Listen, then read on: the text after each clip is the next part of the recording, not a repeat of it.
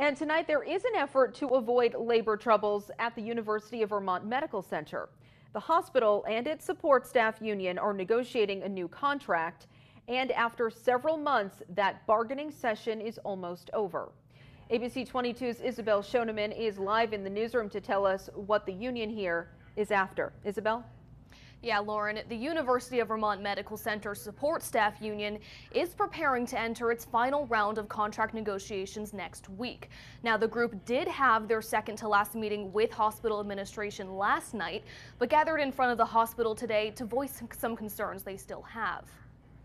2,300 support staff at the University of Vermont Medical Center are calling for livable wages and better working conditions. Support Staff United voted to unionize back in January and have been renegotiating their contracts since May. We refused to continue to labor every day for less than a livable wage.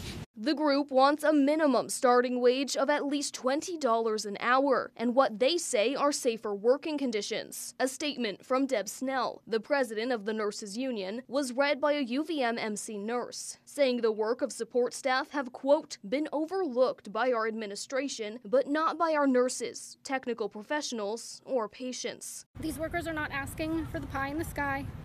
They're asking for wages that will provide food, clothing, and shelter for their families, a chance to help pay for their kids' college. State Senator Keisha Rom-Hinsdale is backing the union. She says she was recently a patient at the hospital. The most important people to make sure that I did not get an infection were first, the environmental services staff, and second, the LNAs. They were constantly checking on me to make sure that I was safe and my baby was safe. The hospital says it's committed to getting a deal done, saying, quote, the hospital's current proposal includes an average immediate increase for our support staff of 23%. 1 year from now, in October 2024, every bargaining unit position will earn at least $20 an hour. The hospital adds it's also committed to making sure its people are listened to and respected. The union hopes that translates into a deal.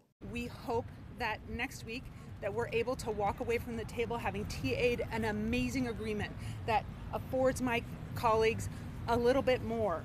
It won't be everything, it won't be perfect, but it's going to be a massive step in the right direction, and we won't stop till we get there.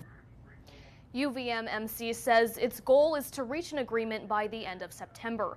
Now, that last bargaining meeting is on the 20th. Live in the newsroom, Isabel Schoeneman, ABC 22 News.